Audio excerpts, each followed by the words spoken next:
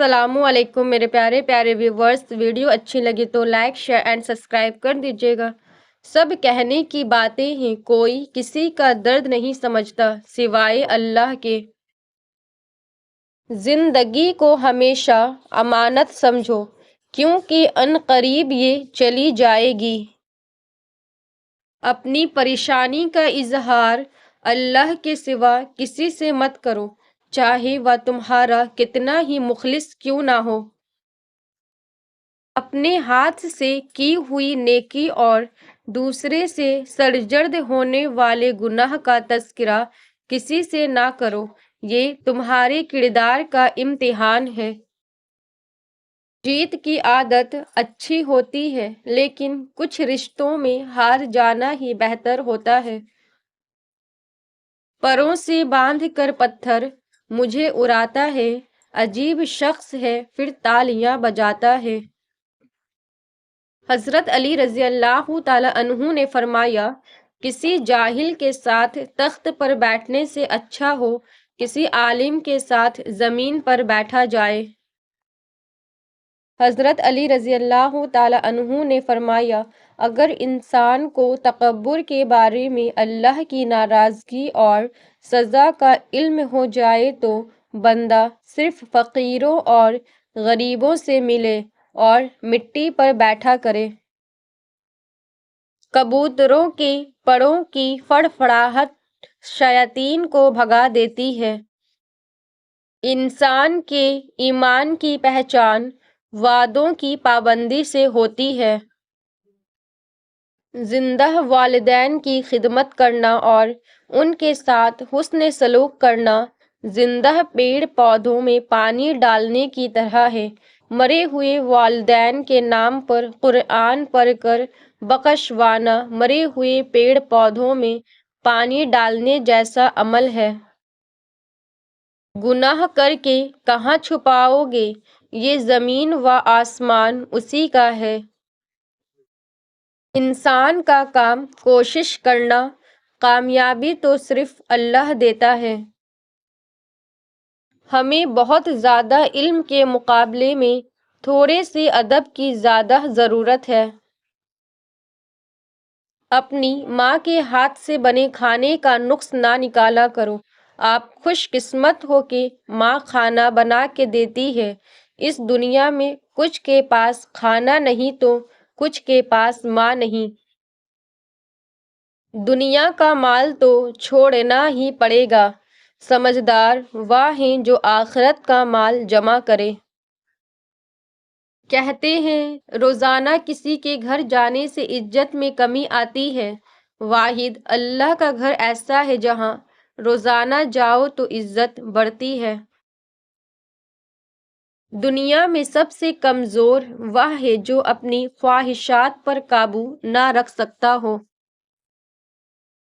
کوے سے صبح اٹھنا اور احتیاط کرنا سیکھو۔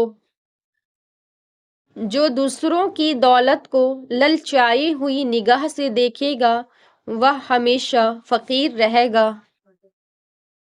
اپنے نصیب کو برا مت کہو، کیونکہ نصیب کی ہی وجہ سے ہم حضرت محمد صلی اللہ علیہ وسلم کے امتی ہیں۔ حضرت علی رضی اللہ تعالیٰ عنہ نے فرمایا، 3 چیزیں ایمان کو تباہ کر دیتی ہیں: امیروں کی محفل، عورتوں کی صحبت، جاہلوں سے بحث۔ ہر شخص اپنے جیسے ہی کی طرف مائل ہوتا ہے۔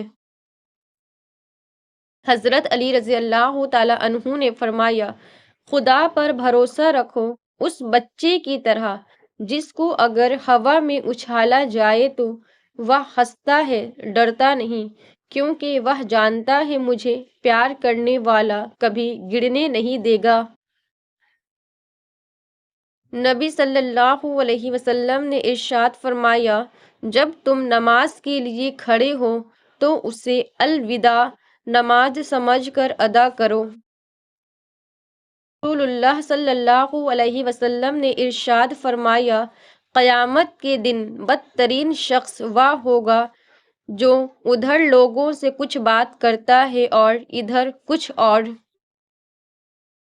واحد اللہ کی محبت ہے جو ہر مطلب سے پاک ہے۔ اگر کوئی شخص آپ کو عزت دیتا ہے تو اس کا یہ مطلب نہیں کہ آپ بہت عظیم انسان ہیں، بلکہ یہ کہ وہ شخص خود ایک اعلیٰ ظرف انسان ہے۔ تم اچھا کرو اور زمانہ تم کو برا کہے، یہ تمہارے حق میں بہتر ہے، بجائے اس کے کہ تم برا کرو اور زمانہ تم کو اچھا سمجھے۔ نرم بنو لیکن کمزوری کی حد تک نہیں، اور طاقتور بنو مگر نفرت و سختی کے ساتھ نہیں۔ حضرت علی رضی اللہ تعالیٰ عنہ نے فرمایا، اگر کوئی تم سے جلتا ہے تو بجائے غصہ ہونے کے ان کی جلن کی قدر کرو، کیونکہ یہی وہ لوگ ہیں جو تمہیں خود سے بہتر سمجھتے ہیں۔ انسان کا دل محبت سے زیادہ عزت کو پسند کرتا ہے۔ حضرت علی رضی اللہ تعالیٰ عنہ نے فرمایا، جیسے بارشیں فضا سے دھول اور مٹی کو صاف کرتی ہے، ایسے ہی استغفار روح سے گناہوں کو دھوتا ہے۔ جو تم سے بے رخی اختیار کر لے تو اس کی طرف مائل ہونا ذلت نفس کی توہین ہے۔ یا اللہ، اس رمضان میں ہمیں زیادہ سے زیادہ نیکیوں کو کمانے اور گناہوں کو مٹانے اور جنت کو پانے کی توفیق عطا فرما، آمین۔ یا اللہ، ہر کرایہ دار کو اپنی رحمت سے اپنا گھر عطا فرما، آمین۔ اللہ تعالیٰ مجھے ہر دن فجر کی نماز سے شروع کرنے کی توفیق دے، مجھ سے کبھی نماز قضا نہ ہو، آمین۔ حضرت علی رضی اللہ تعالیٰ عنہ نے فرمایا، جس کو تم سے سچی محبت ہوگی وہ تم کو فضول اور ناجائز کاموں سے روکے گا۔ مزدوری کرنا کسی کے آگے ہاتھ پھیلانے سے لاکھ درجے بہتر ہے۔ اپنے کپڑے اور جوتے خاص موقعوں کے لیے رکھنا بند کر دیں، جب بھی ہو سکے پہنیں۔ آج کل زندہ رہنا ایک خاص موقع ہے۔ کبھی کبھی ہر بات سے فرق پڑتا ہے مجھے، کبھی کبھی کوئی بھی بات مجھ پر اثر نہیں کرتی۔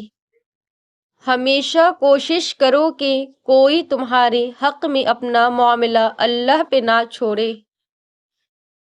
اللہ تعالیٰ اپنے خاص کرم سے آپ کی زندگی میں سکون کی ایسی بہار لائے جو کبھی ختم نہ ہو، آپ کو ارض و سما کی تمام آفتوں سے محفوظ رکھے اور آپ کو ہمیشہ خوشی، تندرستی اور صحت عطا فرمائے، آمین۔ اپنے دن کی ابتدا 3 چیزوں سے کیجیے: کوشش، سچ، یقین۔ کوشش بہتر دن کے لیے، سچائی اپنے کام کے ساتھ، یقین اللہ کی ذات پر۔ بیٹیاں پھولوں کی طرح ہوتی ہیں اور یہ پھول آپ کے گھر کی زینت ہے۔ قیامت کا دن ہوگا، ہر انسان پکارے گا، نفسی نفسی۔ اچانک ایک آواز آئے گی، یا ربی امتی امتی، قربان جاؤں، وہ ہستی محمد صلی اللہ علیہ وسلم ہوں گے۔ مایوس ہونا چھوڑ دیں، کیونکہ جو دروازے زمین والوں کی سازشوں سے بند ہوتے ہیں ان سے بھی بڑے دروازے اللہ پاک کی فضل سے کھل جاتے ہیں۔